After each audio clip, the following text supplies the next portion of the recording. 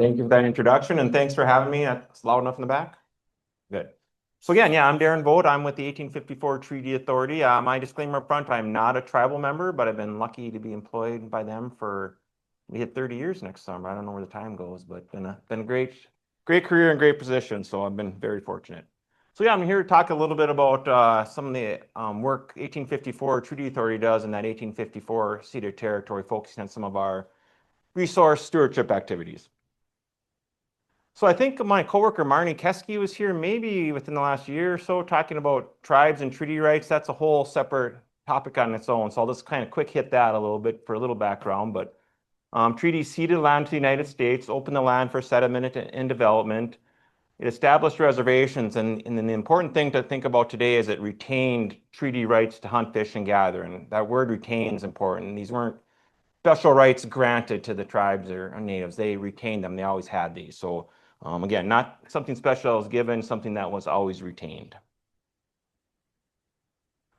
Just a little look at Minnesota. Basically, the whole state is different ceded territories. We'll be talking about the 1854 ceded territory today. But another thing to remember, each reservation is a sovereign nation. Sometimes people think, what do the tribes think about an issue? That's not really a fair question. You can ask, what does Fond du Lac think? What does Grand Portage think? What does Bois Forte? I mean, there's a lot of commonalities, but each tribe is a unique sovereign nation.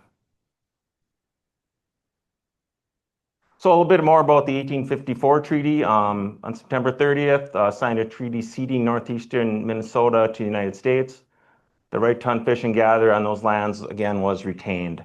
And there's a specific article in that treaty talking about that the right to hunt, fish therein is guaranteed until otherwise ordered by the president. So that's the real hook why these treaty rights still exist today. This was a signed agreement with the United States between the U.S. government and the tribes. So where we are today, the 1854 Treaty Authority, we're an intertribal resource management agency that manages the off-reservation treaty rights. So our focus is only off-reservation in that ceded territory. We're governed by the Bois, Forte, and Grand Portage bands. We have 4 divisions: administrative, enforcement, resource management, education, and outreach. And again, our goal is to preserve and protect the treaty rights and the resources of that 1854 ceded territory. Just a little closer look at the map. So again, our organization is governed by the Bois, Forte, and Grand Portage bands. The Fond du Lac band also exercises treaty rights in that ceded territory. They're not part of our organization. We work with them quite a bit, a lot of common issues, but they manage their own off-reservation rights separately. So again, who are our constituents? Bois, Forte, and Grand Portage members exercising their treaty rights. They hunt, fish, and gather per conservation code. There's this misconception sometimes tribal members are out there doing whatever they want and taking as many resources as they want. That's not the case. We have a conservation code, seasons and limits that they must follow. So that's really why we're there, is to set those off-reservation seasons and limits, enforce the rules, things like that.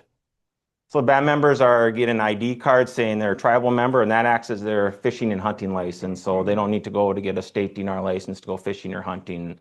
That's covered by that ID card or any special licenses that we would give. Our enforcement division consists of licensed peace officers. They enforce that conservation code on band members. Again, that's the rules the band members must follow when they're hunting and fishing, gathering in that ceded territory. They have regulatory authority over band members exercising their off-reservation treaty rights. And then through a joint powers agreement with the state of Minnesota, our officers could enforce state code on state members. So they could write a state ticket to a state member who had a violation. And vice versa, a Minnesota DNR officer could write a ticket to a tribal member that would go to tribal court. Usually the officers would coordinate on those issues, but basically there's this kind of cross-deputization concept in play. They work a lot with all the other local agencies, DNR, Forest Service, Border Patrol, things like that. Education Outreach Division, really a large focus on tribal youth. We're really trying to get tribal youth involved in hunting, fishing, gathering, outdoors in general. So we do firearm safety, ATV safety, archery, wild rice camps, even just canoeing and being outdoors. So a lot of focus of our education outreach is on youth and tribal youth in particular.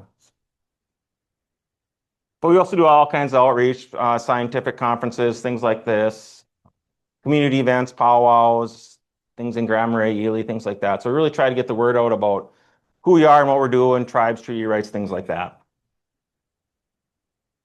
Okay, here's what I'm really focusing on today is our resource management division. So I'll talk about, these are our main programs here. I'll kind of go through these, each of them, and talk a little bit about things we got going on.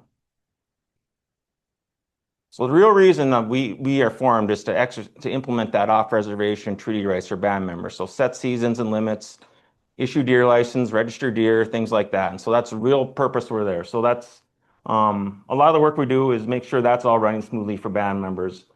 Just getting the concept of a deer harvest here. This is 94 to 2024. You see the last bunch of years, Bois, Forte, and Grand Portage members have been shooting about 30 deer in that ceded territory.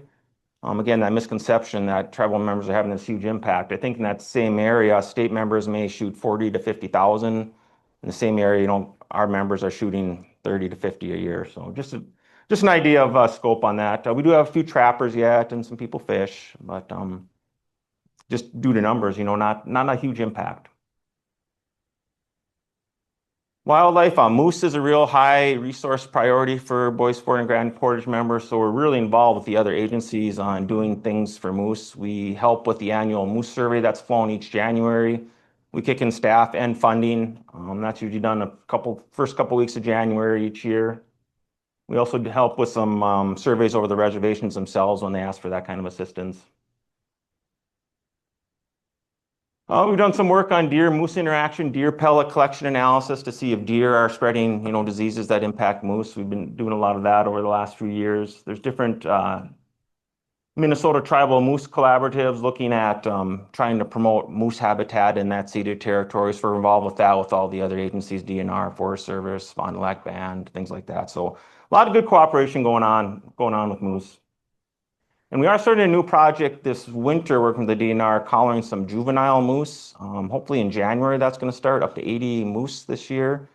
The DNR did have a moratorium on their collaring, but that's since gone away. So we're working on a new project with them, collaring juvenile moose to kind of get an idea of mortality causes. We do a lot of work with wolves too. We collar wolf pups near Duluth to get an idea of pack distribution, pup survival. We do also adult collaring as well to get an idea on same thing, I guess, pack distribution, pack size north of Duluth. So yeah, we do spend a lot of time working with wolves. Wolves are another, resource of interest to the bands, definitely culturally important as well. And a variety of other wildlife projects, a lot of these done with the DNR. If some of their annual surveys, we'll pick up a couple of routes and do them and share information with the DNR. So grouse, loons, small mammals, scent posts for different fur bearers, waterfowl, winter track surveys. So these are kind of let's cycle through the year of these ongoing wildlife surveys and share information with the other resource managers. And also a lot of coordination and consultation going on in wildlife. Chronic wasting disease, we collect samples from tribal hunters and get those tested to see, if that's found in that ceded territory. I think, to my understanding, it's still not found wild deer in the ceded territory. I think Grand Rapids is perhaps the closest in wild deer. Different things on deer management, habitat, things like that. Access is important to band members exercising their treaty rights. And many of you probably heard about some of the elk restoration planning going down around Cloquet area. We're involved in that project as well. Fond du Lac had really taken the lead on that, but we're involved with that team looking on perhaps getting some elk restored in that area.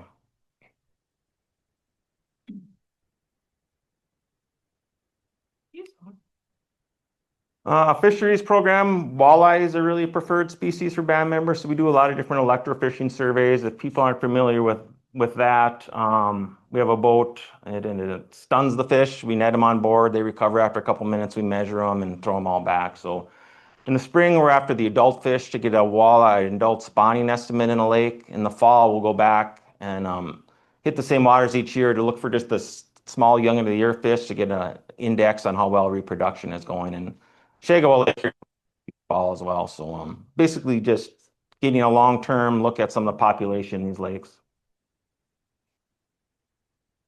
A lot of work on sturgeon down the St. Louis River estuary near Duluth. We do different adult assessments to see how many are spawning.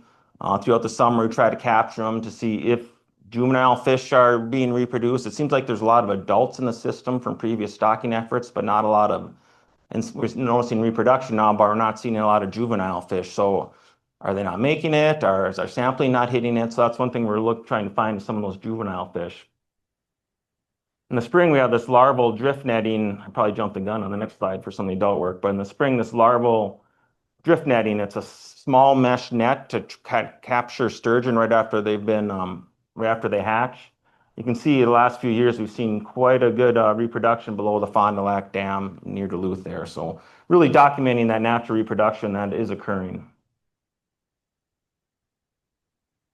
We do bottom trawling surveys. If people aren't familiar with trawling, it's towing a big net behind a boat. This is in the St. Louis River as well. The idea behind this is to monitor native species, get an index of the population change over the time, and also invasive species as well to identify any new invasive species, and also get an index on population changes, have the rough or goby changed over time. A lot of this work too is done with the DNR. They'll come out and help us on our boat, and we'll share information back and forth. So again, a lot of good cooperative work going on. Sturgeon set lines, we'll do this mostly in the fall to try to capture some adult fish. Yeah, it's a baited hook line with hooks on it. We leave it overnight and check it the next day. Sturgeon are real resilient. Don't seem to impact fish this way. So it seems like a good way to catch sturgeon and throw them back safely. So another tool used to assess the adult sturgeon population at St. Louis River.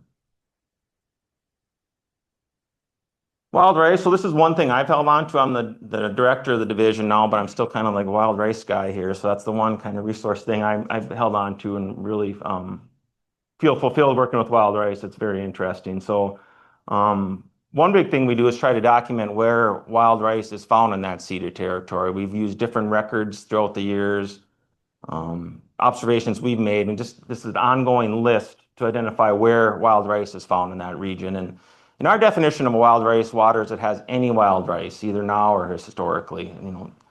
There's no real good way to make a density cutoff threshold to describe what a wild rice water is. So any wild rice present, we call it a wild rice water. So our current list is 530 wild rice waters in that ceded territory, and since probably 97, we've surveyed 407 of them. We've gone in at least one time to see how much wild rice is present, what does the lake look like, is there human impacts, is there beaver impacts, things like that. So a lot of it's only a one-time look, but we've hit 407 out of the 530. A lot of them that we haven't hit, you can see in the blue yet, are getting difficult access or maybe even impossible at some time. So it's getting harder to get to some of these. We do wild rice monitoring on a smaller group of lakes, about 10 waters, where we do more in-depth surveys each year to really track that abundance over time. So 2025 marked the 28th year this information on some lakes. Excuse me. There's a standardized protocol that's been developed to count wild rice stocks and get a density and abundance estimate. So again, just a tool to track wild rice density over time and see what changes are happening. I should mention too, wild rice has good years, bad years. You kind of see that fluctuation, but we are starting to see a long-term decline in general. That, is that a climate change indication? We're not really sure, but kind of concerned over that line is starting to angle down over time in general. A lot of wild rice restoration work going on the St. Louis River estuary in Duluth that once contained vast stands of wild rice. I read some old accounts where you couldn't even see the river channel in places. By the probably 70s, that basically had been lost due to lumber production, water quality issues, dredging, filling. With all the good cleanup work that's gone on in the estuary, it was time to try to reestablish wild rice. So since 2015, we've seeded over 96,000 pounds of rice in the estuary. Fond du Lac Band's really taking the lead on getting the seed. Our role has been mostly the monitoring, but in Wisconsin, Minnesota DNR have roles as well. So really a model of cooperation. There's been so many agencies involved in the restoration work there, and we're starting to see some real positive results. It's maybe a little hard to see in the back, but we have some orange fencing in places. Geese were a huge impact when the rice wasn't very thick. Any plant that was standing up, they get mowed down by geese, almost 100% of the plants. And so we started fencing off some areas. We call them exclosures. They're about 20 feet by 100 feet to try to keep geese out. It seems like once we can get thicker wild rice established, the geese kind of stay out. And so it's been a lot of labor intensive, but these exclosures have really helped get rice established. And in some places outside those fenced areas, there's basically no rice at all. It's completely gets impacted by geese. Um, there's a lot of other work going on with stewardship and restoration of rice. Beaver management is one thing we work a lot with the DNR. Big Rice Lake, north of Virginia, if many of you are familiar, was once a kind of prime wild rice water, and it's really a priority for the bands, Bois Forte in particular. So we've done a lot of work there. We haven't seen much results yet. The rice just kind of stays sparse and doesn't really thicken up enough for harvest, unfortunately. But you can see a list of some of the stuff we got going there with pickerelweed cutting. There's some outlet restoration work maybe planned for this fall yet. A lot of cooperation with partners, and we're just hoping that rice kind of rebounds there at some point, but been a tough going so far. And I won't read through all this, but the interest in wild rice has just exploded the last 5 or 10 years between other agencies, researchers, students, and there's so many initiatives going on. It's a year-round thing now, a coordination on wild rice. So it's really interesting to see, and a lot of these agencies have done a better job about coordinating with the bands on a early, meaningful way. In the past, that wasn't always done, and so we've made a lot of good headway on working together on wild rice. So environmental, this is kind of our catch-all for a lot of things we do. Review on project policy review, planning issues, air quality, water quality, and again, we want a healthy ceded territory for the exercise of treaty rights. So we're involved in a lot of the environmental reviewer projects. Obviously, everyone knows mining's a big one, so we're involved in that, working with the other agencies and these development of the environmental impact statements and things like that. We're at the table with all that. That took a long slog to get the tribes in a good way, but we're getting there. The agencies don't really always listen to maybe what the tribes have to say or take action on it, but we're at the table, so it's been good progress. There's other different watershed planning issues that we're involved with as well. So again, always interested in the health of that ceded territory. One place in particular, then people are probably aware of the wild rice sulfate standard. We do some work on the Twin Lakes. This is right below the Mintax tailings basin where we track water quality, wild rice presence through the years. I think we've been doing this since 2015. Really helps to feed into that whole wild rice sulfate debate as well. We're definitely in the loop on that. A lot going on in Lake Superior Y and the St. Louis River estuary. So many groups and issues. We try to stay in touch with as many as we can. It gets confusing sometimes with all the different work groups involved, but we try to stay involved. There's some cleanup on some of the contaminated sites in the estuary we've been involved with on the natural resource damage assessment side. The companies, even after cleanup occurs, have to compensate the public for the damage to the resources. And so that takes the form of a settlement, and then restoration projects ensue from there. So we're involved with the other natural resource trustees on that process as well. Fish consumption is an important issue for bands. Ideally, we want the fish safe to consume, but in the meantime, we have to offer consumption advice. And so we have some person at our offices really get the GIS online mapping thing. And so we have a fish consumption guidance map on our website that you can really zoom in on any lake, and it takes you to the state consumption advisory. So we have not developed our own advisories with this, but it's a good tool to look at the state consumption advisory information. We have an invasive species program as well. We do boat inspections at water accesses. We'll work at Fortune Bay, at Lake Vermilion sometimes. A lot of work in the St. Louis River estuary in Duluth, where we'll help do boat inspections and cleaning if necessary. I'll do all kinds of different lake surveys for aquatic invasive species. A lot of work with rusty crayfish, spiny water flea, and some other species as well. So again, looking to hopefully stop the spread of invasive species best we can, working with other agencies. We were on a recent project with UMD to look at rusty crayfish. How do they impact aquatic vegetation and wild rice in particular? So we've done some work on effective means of trapping and whether trapping rusty crayfish is an effective way to help reduce some impact. So stay tuned for some more results on that. I think we finished up the field work perhaps this past season. Also do a lot of with terrestrial species as well. I mean, this work is just, it's overwhelming how much there is to do, and we try to do our part around Duluth. I know we've done some work up in Ely in the past too, so you can see some of the species we help out with best we can. We're a small crew, but do what we can, especially if there's any high priority areas. A lot of outreach with invasive species as well. Outreach education is important so people are aware, different student groups as well. Yeah, just making people aware of those invasive species issues. So we try to kick into that as well. Climate. So we had an adaptation plan in 2016, and we recently just upgraded this. I think it just was released last week, actually, on our website, if anyone's interested. So it's our new climate adaptation plan and vulnerability assessment. So it talks about what resources are, we concerned about in that ceded territory, and what are some possible adaptation strategies that we can put in place. So again, a good partnership with Bois, Forte, Portage, Fond du Lac. We had some other technical assistance as well, but that new plan was just released this past week. So we do different monitoring for the climate. We have water temperature loggers in about 20 walleye fishery lakes across the ceded territory. Just an idea is that water temperature changing over time?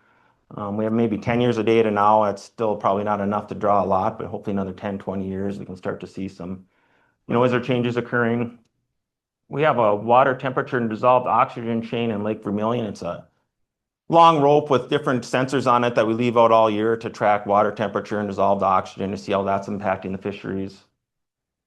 And winter is kind of interesting. What are the impacts to wild rice or fisheries? We're doing a lot more work on ice thickness on a group of lakes, snow cover, things like that, to start tracking that over time. Snow depth as well. Moose in particular, we've established some snow depth monitoring stations. It seems like there's a lack of information about snow depth over time. And so we've been working with other agencies to work to track that. We have cameras out at a pole, so it automatically takes photos throughout the winter and tracks that snow depth. It was interesting. I think we started when we had that big snow winter. What was that, 3-4 years ago? And the following winter was like maybe the least snow. So we're interested that we got to the two extremes right away here. So we'll see what that shows over time. We have some time-lapse cameras at wild rice waters to show when ice goes off, when ice goes on, the wild rice grows through the year. Again, kind of a long-term monitoring thing. Done some acoustic recording for frogs and toads. And I guess climate, a lot of coordination with committees, work groups, policy, and planning. It's interesting now, under the current, some of our funding and things like that, we can't even, not supposed to say the word climate. And so we've had to be pretty careful. Some of our reports, grant proposals, things like that. It's natural resource monitoring, or it's resiliency. It's not climate. So we're kind of playing some of that terminology game right now as well. So I still say it in presentations and things. Yeah. We've done some work on, this is just kind of starting to some trout stream monitoring up the shore. Again, trying to fill in holes where maybe other agencies haven't hit and share information. So we want to do priorities of interest to the bands, but try to find a niche where we can help contribute. So this is kind of a new project we just got going in the last year or two. So forestry management, we really are interested in how that ceded territory, how the lands are managed for the exercise of treaty rights is one thing. How does it affect moose habitat? How does it affect access for treaty rights? And so we do a lot of work with the Forest Service in particular, but DNR and counties as well. We did have a MOU with the Forest Service signed, I think 3-4 years ago now, talking about co-stewardship of that Forest Service. So really working close with the Forest Service and how their decisions are made and how that land is managed. So it's really great to see how that working relationship has developed, and the Forest Service has been really good to work with. Cultural resources, we used to have an archaeologist, cultural resource specialist on staff. We haven't had that filled for a while, but we work a lot with the tribal historic preservation offices at each reservation. There's a million, cultural sites of importance in that ceded territory. So how do we make sure they're preserved and protected and not impacted? It's not an easy thing to do. So we do a lot of coordination with the tribes themselves on that. And I'll just leave you with a couple thoughts on some of our tribal views that we do. I try to keep in mind when working with things. Again, I'm not a tribal member, so these are things I've learned, and I apologize to anyone if I misspeak. But these are things, some kind of common themes that I try to keep in mind. We always hear the term traditional knowledge is knowledge. A lot of the tribes are original scientists. They have a long history here and a lot of knowledge to share. So we try to utilize that when we can. It's not always the easiest thing to plug into.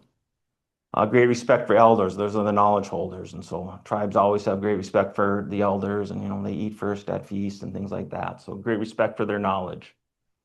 We always hear this term 7 generations. So plan for 7 generations ahead when you make a decision or planning. We're not thinking short term, we're trying to think long term. So that's something I always keep in mind. And it's hard, especially talking with our agencies. That mindset's different. And so we're trying to infuse some of that in some of the decision making and policies. Everything is interconnected. You ask what are the tribes interested in? It's everything. It's, moose comes up, walleye comes up, sturgeon comes up, but everything's interconnected, water quality, air quality. So it's hard to cut off, these things because everything kind of works together. This one's interesting to view. Humans are not part of the environment, or part of the environment, not the controller. So that's even why we've been using the word stewardship instead of management. That we're not here to control the environment. We're part of the environment. So again, it's kind of changing that mindset when you make these policy and management decisions that we're part of the environment. And natural resources are cultural resources. Often we're trying to be pigeonholed. Is a moose a natural resource or a cultural resource? Is Monoman wild rice natural or cultural? It's the same thing in the view of the tribes. These are wild rice is a cultural resource and a natural resource. Same with moose, same with walleye. And so again, just changing that mindset of how we think about these things. Tribes I consider protectors of the resource, but users want healthy populations of fish and wildlife, want healthy environment, air, water, but also, tribes are hunters and fishermen, gatherers, so they're out there utilizing their resource. So I think these things can go hand in hand, but just something that I've thought about. We've talked about how everything's interconnected, and then specifically game species rise to the top often, grouse, deer, moose, things like that, fish, wildlife, wild rice. Habitat environment, we talked about air and water quality, and then access. Treaty rights are exercised on public lands within that ceded territory, so the availability of public lands is important to the tribes, and then access to those lands is important. So if there's land exchanges or land sales, we're very interested in that because, how does that impact that ceded territory for the exercise of treaty rights in the long haul? And tribes always push for government-to-government consultation and at the appropriate level. Tribes, again, are sovereign nations, so the state and federal agencies are supposed to work with the bands on that government-to-government basis. We're always reminding them that 20, 30 years ago, this wasn't happening very well, but now we've made a lot of progress. Still have to be some gentle reminders at times. In the 1854 Treaty Authority, we're governed by the Bois, Forte, and Grand Portage bands, but we do not speak for them. The two bands speak for themselves. So sometimes people say, well, what's your opinion on this project or this mine? We wouldn't come out and say that. If Bois, Forte, or Grand Portage chooses to say that, that would be their choice. So we support Bois, Forte, and Grand Portage, but definitely do not speak for them. And a lot of times when people want input from the tribes, it seems like they want to go straight to the tribal council or the tribal chair. Well, that's, they're busy. Maybe start with the natural resource staff to begin with. So we always remind agencies and people that want to cooperate to, try to get in at the appropriate level at first. And if it needs to go to the tribal council, then it can. And the big one here too is tribes are looking for early and meaningful involvement in projects. In the past, sometimes a project was almost way down the tracks and like, oh, what do the tribes think about that? So we're always pushing for early, meaningful involvement. Researchers in the past would be ready to submit a proposal. Hey, this is due Friday. Do you guys want to sign on and be a partner? Like, well, no, this should be developed together. And so those are messages we constantly relay. And I think we made a lot of progress. So it's things have changed a lot for sure. I think that's about all I have. Hopefully I'm about right on time here. We do have a website. If you want to check that out, there is one good publication there if you want to learn more about the the 1854 treaty rights, the right to hunt and fish therein. I did bring a stack here as well if anyone wants a hard copy. I also have our general brochure here, but our website and that publication really does a good job of kind of describing that 1854 treaty rights, the history of all that, if you're interested in some more information. I think that's it. There's my contact information and our website, so appreciate the invite today.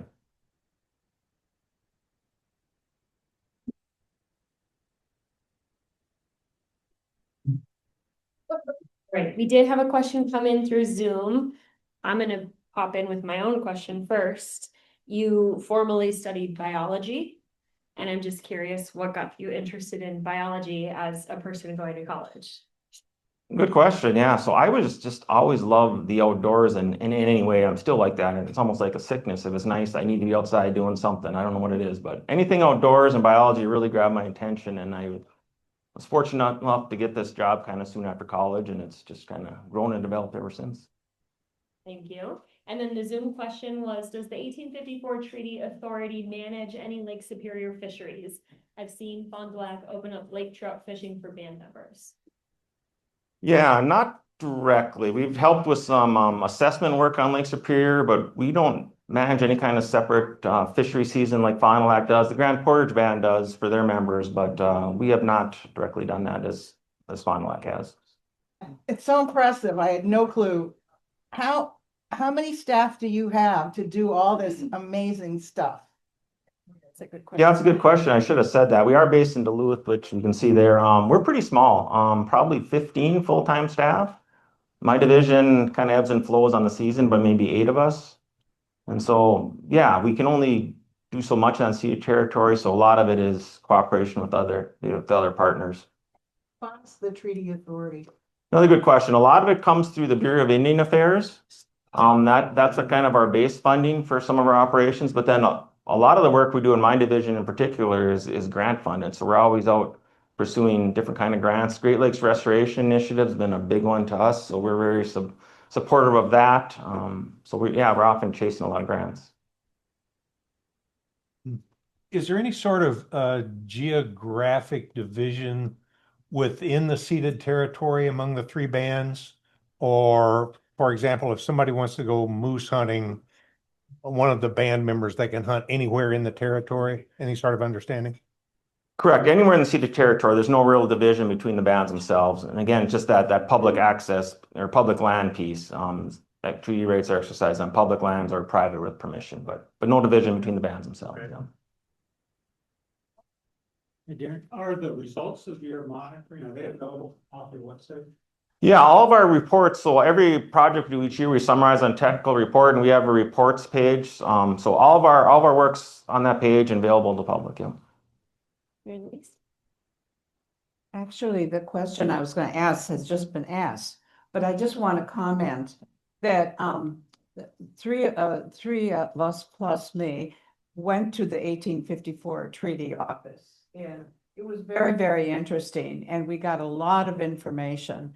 It wasn't the easiest thing to find, but Oh yeah, found it's it. where we're at. Yeah, it's by the airport, sort of. But at any rate, if anyone has an extra minute or 2 or 20 minutes or an hour and you're in Duluth, stop by, because there is just a treasure trove of information there. Well, thanks for that too. And I should mention too, we have public events all the time. If it's snowshoe making or snowshoes making. There's different wild rice workshops making push poles. We always have stuff going on, so that's open to the public as well, and a good opportunity to come and hang out for a day or evening. I'm wondering if there's an equivalent organizations like yours in North. I don't believe this intertribal organization. I think there's 6 or 7 in the country, not in North or South Dakota I'm familiar with. The closest one you might hear about is GLFWC, Great Lakes Indian Fish and Wildlife Commission, mostly based in Wisconsin, but we work for 2 bands. GLFWC works for 11 across mostly Wisconsin, but also Michigan and Minnesota as well. But I don't believe anything in the Dakotas.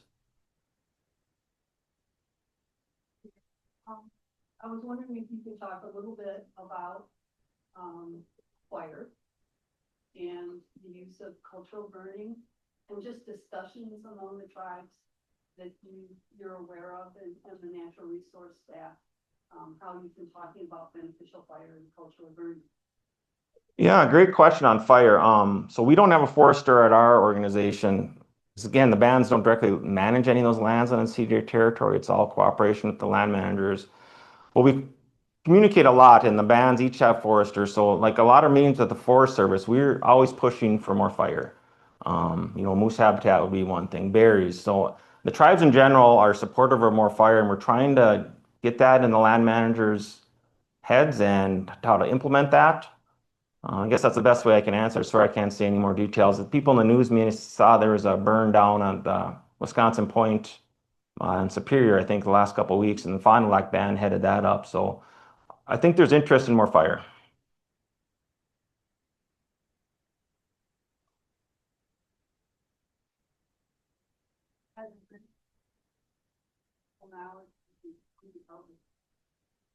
Yeah, the question was how much interaction between the elders on interest in fire. I think I haven't had much specifically, but I think on the reservation that is occurring. Again, each reservation has their own forestry crew, and they're a little more plugged into that. So I can't give a great answer, but I think that would be the goal, and it's not always the easiest thing to get to. But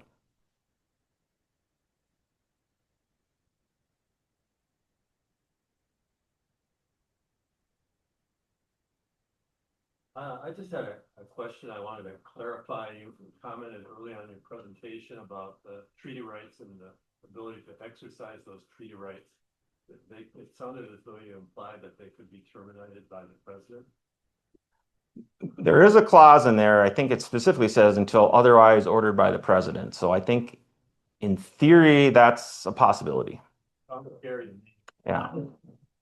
No, we do definitely. That's part of our job too, is advocate for treaty rights, and the bands themselves are always advocating for treaty rights, and so it's a potential concern hanging out there. But yeah, I guess I'll leave it at that. So Rich, what, and have you seen any decrease in the wild rice in that area? not to my knowledge. I know the pipeline thing's another big issue. I haven't seen any direct impacts from a leak or wild rice, in recent history here, at least I can think of. So. I did. I do. Well, not anymore. Yeah. Thank you.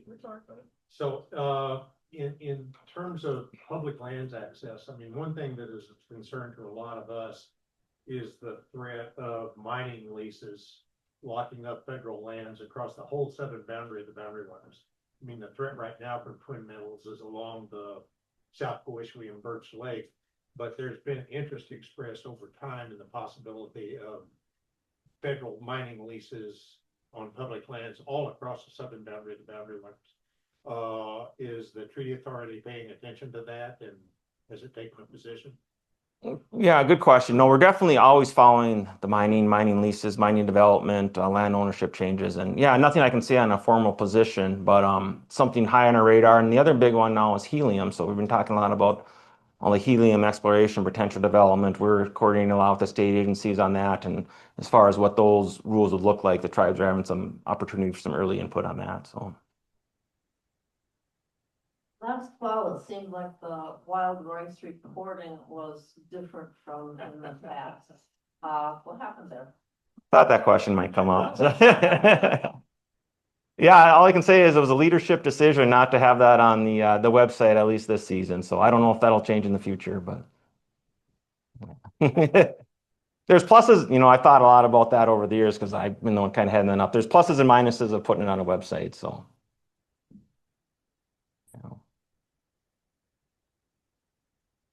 Thank you so much to the audience for being very astute and discerning listeners and question askers as always. Thank you so much, Darren Vogt, for being here and sharing your knowledge with us. Thanks again.